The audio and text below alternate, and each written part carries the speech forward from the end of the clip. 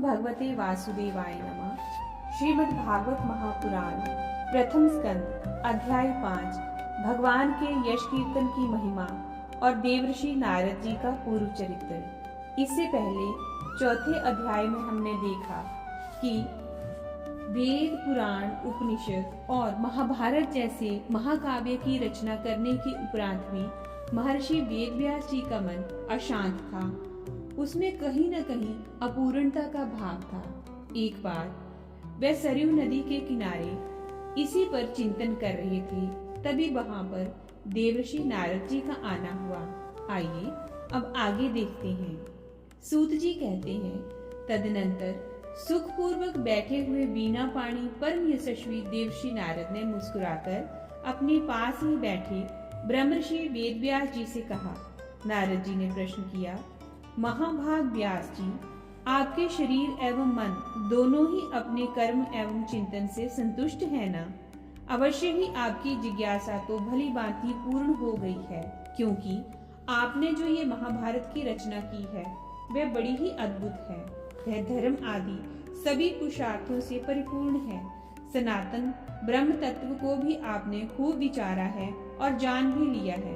फिर भी प्रभु, आप अकृतार्थ पुरुष के समान अपने विषय में शोक क्यों कर रहे हैं? व्यास जी ने कहा, आपने मेरे विषय में जो कुछ कहा है वह सब ठीक ही है। वैसा होने पर भी मेरा हृदय संतुष्ट नहीं है। पता नहीं इसका क्या कारण है। आपका ज्ञान अगाध है। आप साक्षात ब्रह्मा जी के मानस पुत्र हैं, इसलिए मैं आपसे ही इसका कारण पूछता हूँ। नारद जी, आप समस्त गोपनीय रहस्यों को जानते हैं, क्योंकि आपने उन पुराण पुरुष की उपासना की है जो प्रकृति पुरुष दोनों के स्वामी हैं और असंग रहते हुए ही अपने संकल्प मात्र से गुणों के द्वारा संसार की सृष्टि, स्थिति और प्रलय करते रहते हैं। आप सूर्य की भांति तीनों लोकों में भ्रमण करते रहते हैं और योग बल से प्राणवायु के समान सबके भीतर रहकर अंतःकरणों के साक्षी भी हैं। योगानुष्ठान और नियमों के द्वारा परम ब्रह्म और शब्द ब्रह्म दोनों की पूर्ण प्राप्ति कर लेने पर भी मुझ में जो बड़ी कमी है उसे कृपा करके बतलाइए। नारद जी ने कहा, व्यास जी, आपने भगवान के निर्मल यश का गान प्राय नहीं किया। मेरी ऐसी मान्यता है कि जिससे भगवान संतुष्ट नहीं होते वह शास्त्र या ज्ञान अधूरा है। आपने धर्म आदि पुरुषार्थों का जैसा निरूपण किया है, भगवान श्री कृष्ण की महिमा का वैसा निरूपण नहीं किया। जिस वाणी से चाहे वह रस, भाव, अलंकार आदि से युक्त ही क्यों न हो, जगत को पवित्र करने वाले भगवान श्री कृष्ण के यश का कभी गान नहीं होता। वह तो कौओं के लिए जूठन फेंकने के स्थान के समान अपवित्र मानी जाती है। मानसरोवर के कमलीय कमल वन में विहार करने वाले हंसों की भांति ब्रह्म धाम में विहार करने वाले भगवत चरणारविंद आश्रित परमहंस भक्त कभी उसमें रमण नहीं करते। इसके विपरीत जिसमें सुंदर रचना भी नहीं है, जो दूषित शब्दों से युक्त भी है, परंतु जिसका प्रत्येक श्लोक भगवान के सुयश सूचक नामों से युक्त है, वह वाणी लोगों के सारे पापों का नाश कर देती है, क्योंकि सत्पुरुष ऐसी ही वाणी का श्रवण, गान और कीर्तन करते हैं। वह निर्मल ज्ञान भी जो मोक्ष की प्राप्ति का साक्षात साधन है, यदि भगवान की भक्ति से रहित हो तो उसकी उतनी शोभा नहीं होती। फिर जो साधन और सिद्धि दोनों ही दिशाओं में सदा ही अमंगल रूप है, वह काम्य कर्म, और जो भगवान को अर्पण नहीं किया गया है, ऐसा अहेतुक कर्म भी कैसे सुशोभित हो सकता है? महाभाग व्यास जी, आपकी दृष्टि अमोघ है, आपकी कीर्ति पवित्र है, आप सत्यपरायण एवं दृढ़ व्रत हैं। इसलिए अब आप संपूर्ण जीवों को बंधन से मुक्त करने के लिए समाधि के द्वारा अचिंत्य शक्ति भगवान की लीलाओं का स्मरण कीजिए। जो मनुष्य भगवान की लीला के अतिरिक्त और कुछ कहने की इच्छा करता है, वह उस इच्छा से ही निर्मित अनेक नाम और रूपों के चक्कर में पड़ जाता है। उसकी बुद्धि भेदभाव से भर जाती है। जैसे हवा के झकोरे से डगमगाती हुई डोंगी को कहीं भी ठहरने का ठौर नहीं मिलता, वैसे ही चंचल बुद्धि कहीं भी स्थिर नहीं हो पाती। संसारी लोग स्वभाव से ही विषयों में फंसे हुए हैं। धर्म के नाम पर आपने उन्हें निंदित अर्थात पशु हिंसा युक्त सकाम कर्म करने की भी आज्ञा दे दी है।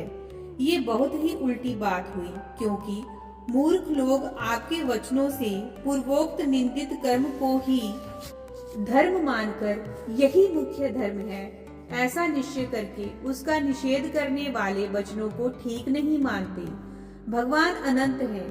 कोई विचारवान ज्ञानी पुरुष ही संसार की ओर से निवृत्त होकर उनके स्वरूप भूत परमानंद का अनुभव कर सकता है।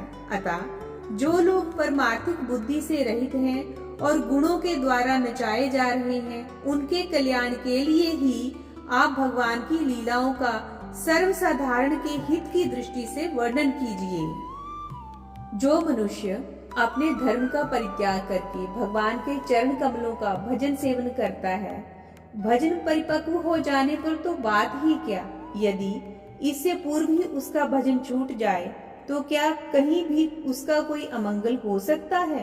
परंतु जो भगवान का भजन नहीं करते और केवल स्वधर्म का पालन करते हैं, उन्हें कौन सा लाभ मिलता है।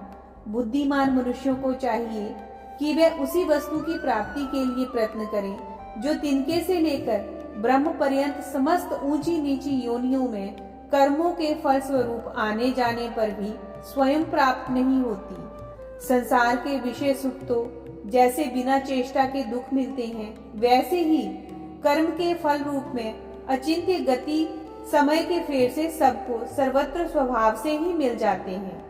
व्यास जी, जो भगवान श्री कृष्ण के चरणारविंद का सेवक है, वह भजन न करने वाले कर्मी मनुष्यों के समान दैवात कभी बुरा भाव हो जाने पर भी जन्म मृत्युमय संसार में नहीं आता। वह भगवान के चरण कमलों के आलिंगन का स्मरण करके फिर उसे छोड़ना नहीं चाहता। उसे रस का चस्का जो लगा हुआ है, जिनसे जगत की उत्पत्ति स्थिति और प्रलय होते हैं, वे भगवान ही इस विश्व के रूप में भी हैं। ऐसा होने पर भी वे इससे विलक्षण हैं। इस बात को आप स्वयं जानते हैं, तथापि मैंने आपको संकेत मात्र कर दिया है। व्यास जी, आपकी दृष्टि अमोघ है। आप इस बात को जानिए कि आप पुरुषोत्तम भगवान के कलावतार हैं। आपने अजन्मा होकर भी जगत के कल्याण के लिए जन्म ग्रहण किया है, इसलिए आप विशेष रूप से भगवान की लीलाओं का कीर्तन कीजिए। विद्वानों ने इस बात का निरूपण किया है कि मनुष्य की तपस्या, वेदाध्ययन, यज्ञानुष्ठान, स्वाध्याय, ज्ञान और दान का एकमात्र प्रयोजन यही है कि पुण्य कीर्ति कृष्ण के गुणों और लीलाओं का वर्णन किया जाए। उन्हें पिछले कल्प में अपने पूर्व जीवन में मैं वेदवादी ब्राह्मणों की एक दासी का लड़का था। वे योगी वर्षा ऋतु में एक स्थान पर चातुर्मास्य कर रहे थे। बचपन में ही मैं उनकी सेवा में नियुक्त कर दिया गया था। मैं यद्यपि बालक था, फिर भी किसी प्रकार की चंचलता नहीं करता था। जितेंद्रिय था, खेल कूद से दूर रहता था और आज्ञा अनुसार उनकी सेवा करता था। मैं बोलता भी बहुत कम था। मेरे इस शील स्वभाव को देखकर समदर्शी मुनियों ने मुझ सेवक पर अत्यंत अनुग्रह किया। उनकी अनुमति प्राप्त करके बर्तनों में लगा हुआ जूठन में एक बार खा लिया करता था। इससे मेरे सारे पाप धुल गए। इस प्रकार उनकी सेवा करते करते मेरा हृदय शुद्ध हो गया और वे लोग जैसा भजन पूजन करते थे, उसी में मेरी भी रुचि हो गई। प्यारे व्यास जी, उस सत्संग में उन लीला गान परायण महात्माओं के अनुग्रह से मैं प्रतिदिन श्री कृष्ण की मनोहर कथाएं सुना करता। श्रद्धा पूर्वक एक एक पद श्रवण करते करते प्रिय कीर्ति भगवान में मेरी रुचि हो गई। महामुने, जब भगवान में मेरी रुचि हो गई, तब उन मनोहर कीर्ति प्रभु में मेरी बुद्धि भी निश्चल हो गई। उस बुद्धि में इस संपूर्ण सत्य और असत्य रूप जगत को अपने परम ब्रह्म रूप आत्मा में माया से कल्पित देखने लगा। इस प्रकार शरद और वर्षा, इन दो ऋतुओं में तीनों समय उन महात्मा मुनियों ने श्री हरि के निर्मल यश का संकीर्तन किया और मैं प्रेम से प्रत्येक बात सुनता रहता। अब चित्त के रजोगुण और तमोगुण को नाश करने वाली भक्ति का मेरे हृदय में प्रादुर्भाव हो गया। मैं उनका बड़ा ही अनुरागी था, विनयी था उन लोगों की सेवा से मेरे पाप नष्ट हो चुके थे। मेरे हृदय में श्रद्धा थी, इंद्रियों में संयम था एवं शरीर, वाणी और मन से मैं उनका आज्ञाकारी था। उन दीन वत्सल महात्माओं ने जाते समय कृपा करके मुझे उस गुह्यतम ज्ञान का उपदेश किया, जिसका उपदेश स्वयं भगवान ने अपने श्रीमुख से किया है। उस उपदेश से ही जगत के निर्माता भगवान श्री कृष्ण की माया के प्रभाव को मैं जान सका, जिसके ज्ञान जान लेने पर उनके परम पद की प्राप्ति हो जाती है। सत्य संकल्प व्यास जी, पुरुषोत्तम भगवान श्री कृष्ण के प्रति समस्त कर्मों को समर्पित कर देना ही संसार के तीनों तापों की एकमात्र औषधि है।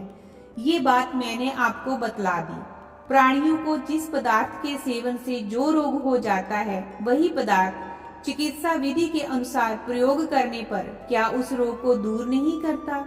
इसी प्रकार यद्यपि सभी कर्म मनुष्य को जन्म मृत्यु रूप संसार के चक्र में डालने वाले हैं, तथापि जब वे भगवान को समर्पित कर दिए जाते हैं, तब उनका कर्मपना ही नष्ट हो जाता है।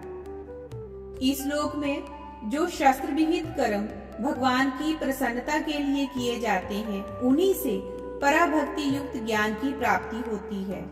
उस भगवद अर्थ कर्म के मार्ग में भगवान की आज्ञा अनुसार आचरण करते हुए लोग बार बार भगवान श्री कृष्ण के गुण और नामों का कीर्तन तथा स्मरण करते हैं। प्रभु, आप भगवान श्री वासुदेव को नमस्कार है। हम आपका ध्यान करते हैं। प्रद्युम्न, अनिरुद्ध और संकर्षण को भी नमस्कार है। इस प्रकार जो पुरुष चतुर्व्यूह रूपी भगवान मूर्तियों के नाम द्वारा प्रकृति मूर्ति रहित अप्राकृतिक मंत्र मूर्ति भगवान यज्ञ पुरुष का पूजन करता है, उसी का ज्ञान पूर्ण एवं यथार्थ है।